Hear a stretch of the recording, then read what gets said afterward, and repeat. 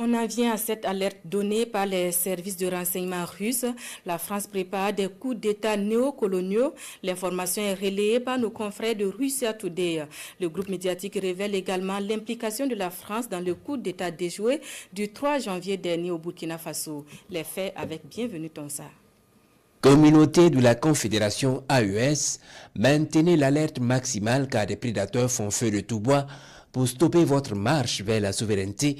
C'est le service de presse du service de renseignement extérieur de la Fédération de Russie qui tire la sonnette d'alarme. Le SVR qui rapporte que le gouvernement d'Emmanuel Macron fait des pieds et des mains pour se venger sur l'Afrique, cela pour avoir subi des revers sur le continent. C'est un rapport très accablant, mais surtout très bien détaillé. Le service de renseignement extérieur russe rapporte des faits très troublants en ce qui concerne la stratégie française en Afrique en général, mais surtout au Sahel en particulier. L'Élysée chercherait des opportunités de revanche politique après ce qu'il perçoit comme étant la perte d'influence française en Afrique. Le SVR, foi de nos confrères de Russia Today, révèle que la montée en puissance dans plusieurs anciennes colonies françaises d'Afrique est vue comme un affront pour la France, elle qui ne supporte guère l'expansion des forces patriotiques qui mettent en avant les intérêts des populations et refusent d'être des marionnettes d'individus guidés que par des intérêts et assoiffés de pouvoir et qui ne cherchent qu'à imposer leur dictat aux autres.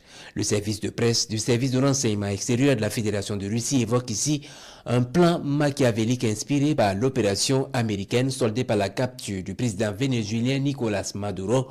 Emmanuel Macron confie le SVR à autoriser ses services de renseignement à lancer un plan d'élimination des dirigeants, je cite, indésirables en Afrique, chose qui a été maintes fois évoquée par les leaders de la Confédération des États du Sahel. Par exemple, au Burkina Faso, selon le SVR, la France est impliquée dans le coup d'État du 3 janvier 2026, fort heureusement déjoué grâce à l'efficacité du renseignement burkinabé. L'ingérence de la France dans la tentative de putsch du 3 janvier au Burkina Faso, fort heureusement déjouée, ne fait plus aucun doute. Les putschistes avaient reçu l'ordre d'éliminer physiquement le président Ibrahim Traoré, figure de proue de la lutte anti-néocoloniale. Paris comptait sur ce coup pour rétablir un régime pro-français à Ouagadougou et affaiblir le mouvement pour la souveraineté et le panafricanisme en Afrique. Selon cette annonce, Paris a également dans son viseur des dirigeants de pays comme le Mali, Madagascar et la Centrafrique. Et selon le service de renseignement extérieur de la Fédération de Russie, cité par nos confrères de Russia Today, Paris, dans sa quête de redorer son blason, ne se gêne pas de solliciter les services du groupe terroriste et du régime ukrainien qui fournit drones et instructeurs.